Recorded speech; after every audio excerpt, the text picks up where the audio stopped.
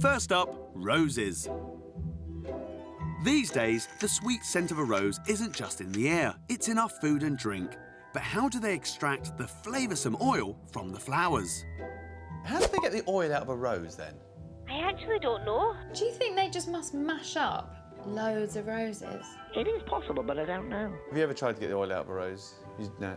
No, I can't say that I have. They must have some sort of machine to squeeze it right out. Thank you very much. No problem, thank you. Bye, bye. Bye. When I think of roses, I generally think of pretty English ones.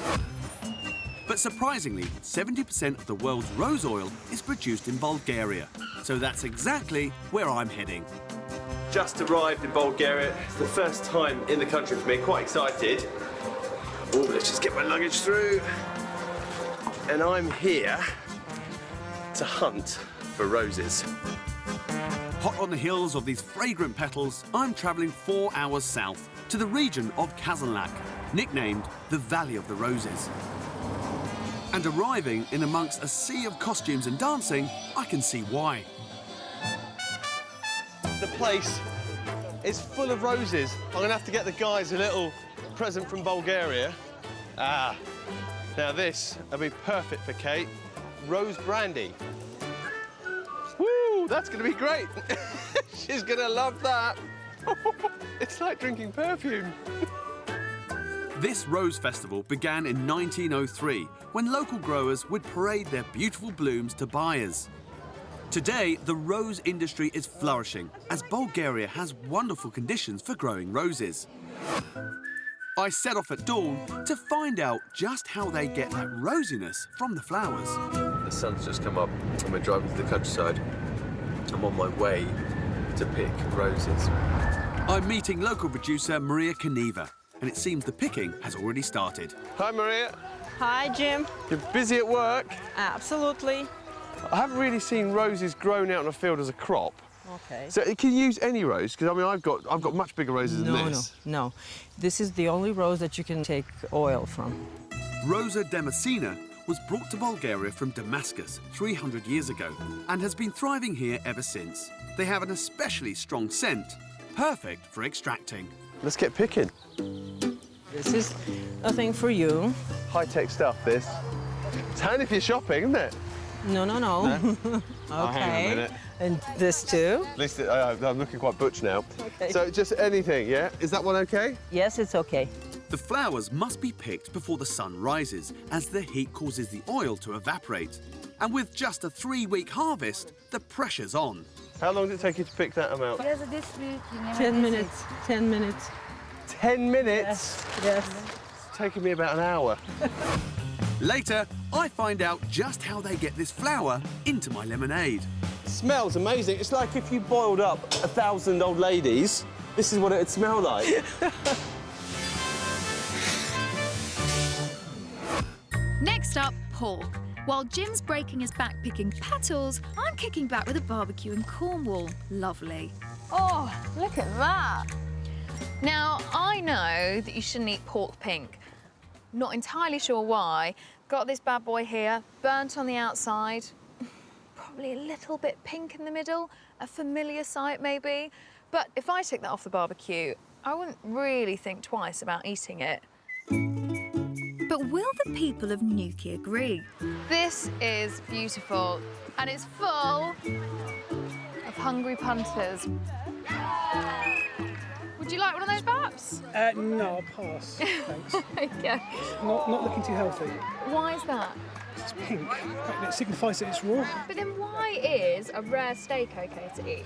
Well, that's a good question. I mean, would you eat that sausage I sandwich? certainly would do, yeah. Don't see anything wrong with that sausage? Not at all, no. You've got more balls than me, I can tell you that. I'd like to think so. There must be something unique to pork that's cause for concern. I've got access to an abattoir in Somerset where I'm hoping a vet can shed some light on it. Darius? Hello. Hello, Kate. How are you doing? Hello, good morning. Oh, nice to meet you. Nice to meet you too. Wow, you guys start early, don't you? It's not really early. Do pigs wake up early? Yes, they do. You've got some in there. So what's happening? People are dropping off their pigs? Yes, people just unloading their pigs, you know, so they're gonna be slaughtered here in this abattoir. Resident vet Darius Podkrolowicz checks the pigs before and after slaughter. He looks for any abnormalities on the skin or surface of the organs that could signify disease. So what are you looking for specifically at this stage? Any specific, any specific would be something which doesn't look normal, which, any sign of respiratory conditions, any sign of, let's say, lameness. And these guys here, are they fit and healthy as far as you're concerned? They look, yes. The tails are raised. Some of them, they're going to be wiggling. It makes they feeling happy. What, if the piggy tail wiggles, they're happy? Yes, really? yes. Like a dog? Yes, it's the same thing. So, as far as you're concerned, Darius, these pigs, they're all healthy. They're ready to go to slaughter. Yes, they are. Some of them, I've noticed, I've heard they have some respiratory conditions. They had a short cough. What, can you hear that? Yes. I've Right. noticed that one already when we unload it. Right, okay. Which will probably mean that their lungs are going to be slightly affected with some sort of pneumonia. You're like Dr. Dolittle. I mean, I did not hear a pig cough back there. No? And there you are, you're like, one of these guys has coughed. Which one is it? Maybe the red one? Oh, this one here. During a post-mortem examination, Darius will inspect the lungs of the chesty pig, and if he is right about the pneumonia, this little piggy will not get to market. So, why is it that I can't eat pork pink? Is it because pigs are dirty animals, or...? No. It's just that sometimes some of the viral disease which affecting the pig, they're not going to be affecting the cattle, for example. So pigs have some viruses that are specific Yes. to pigs, and cattle has don't also have them. specific. Yes, it's true.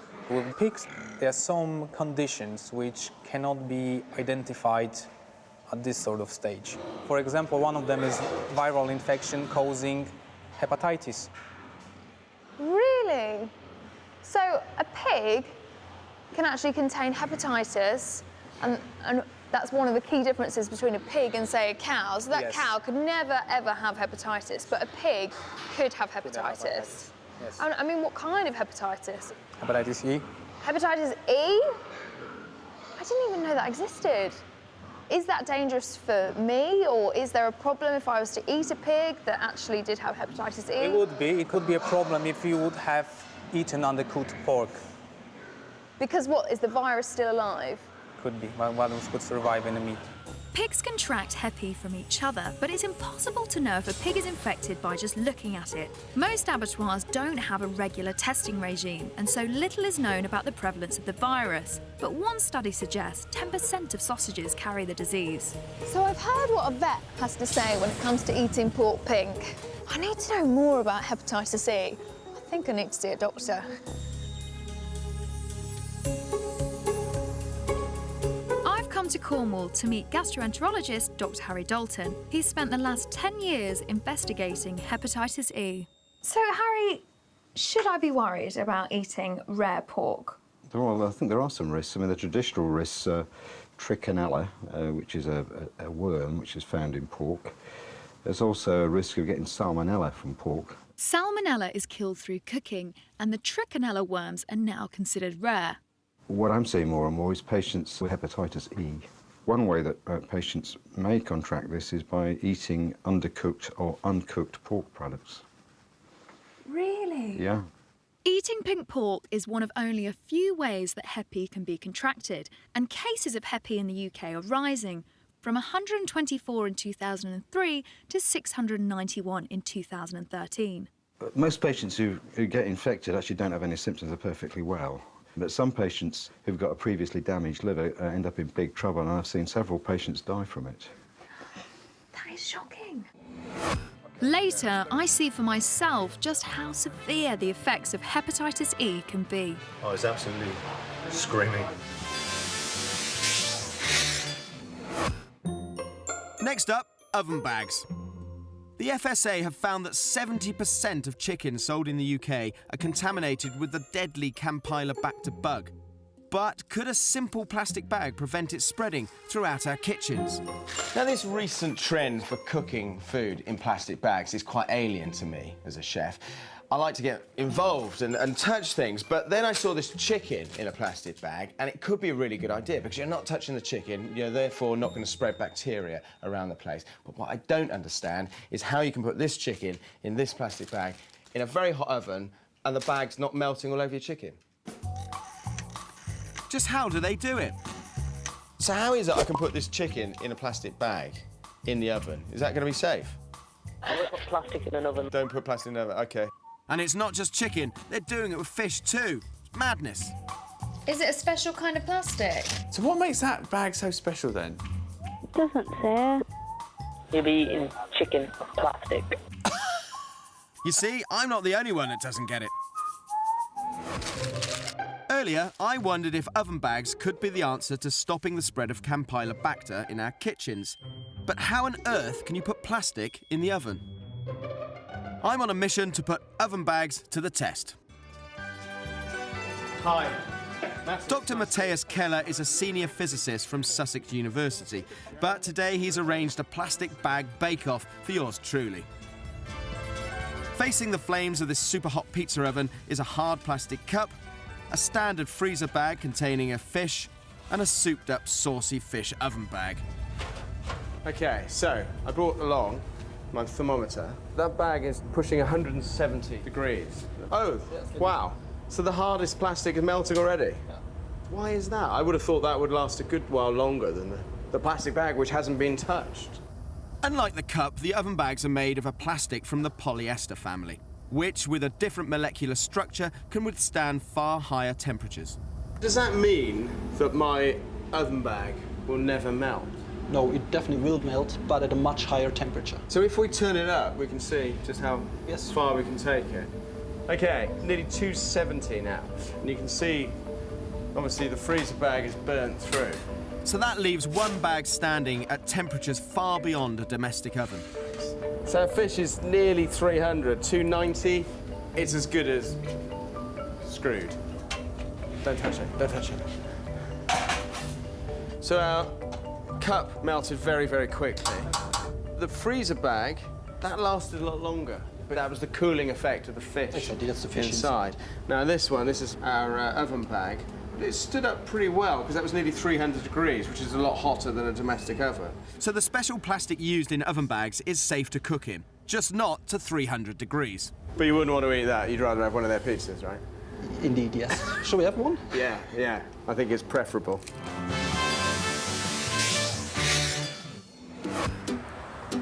In Bulgaria, I'm trying to get to the bottom of how you get oil out of a rose.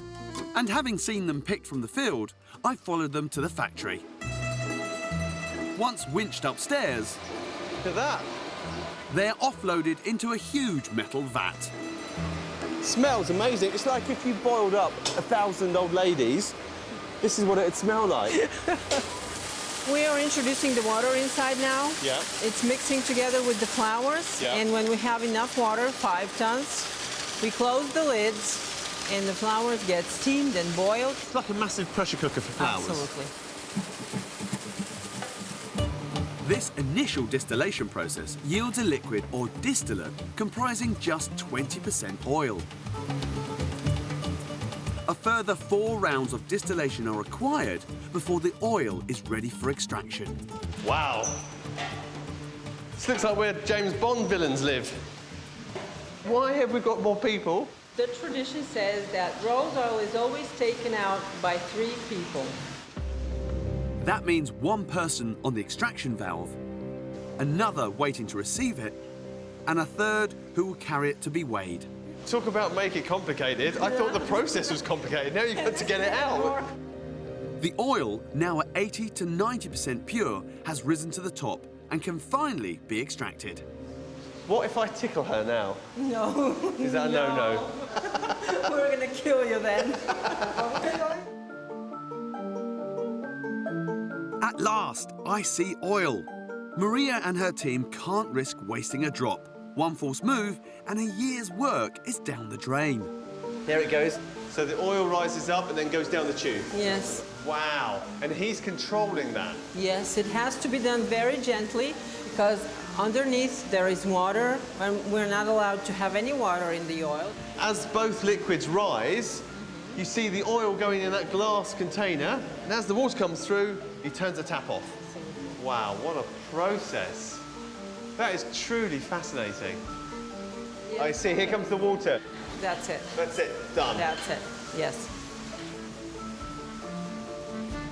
So how much oil have we got there then? We've got 1.4 kilos. How many flowers went into that? Around 4 tons. Around 4 tons of flowers? Yes. For that amount of oil? Yes. Can I hold it? Yes, but very carefully. Okay. All those pickers in that field for this tiny amount. You lot are watching me like a hawk, aren't you? I haven't dropped anything. How much would that be? It's more than 7,000 euros per kilo. That's incredible. That's so expensive, but I can understand why. The sheer number of petals, pickers and pipes behind this £8,000 bottle of oil really does justify its nickname of liquid gold. It smells incredible. The oil's yellow. I know it sounds silly, but I was thinking it's going to come out pink. Well, it's not. So if the rose oil isn't pink, what's colouring all our rose-flavoured products? I've headed back to the UK to the Fentimans factory to find out what's going into their rose lemonade. And factory manager Colin Dunn is on hand to help. Wow, so this is your lemonade? Indeed.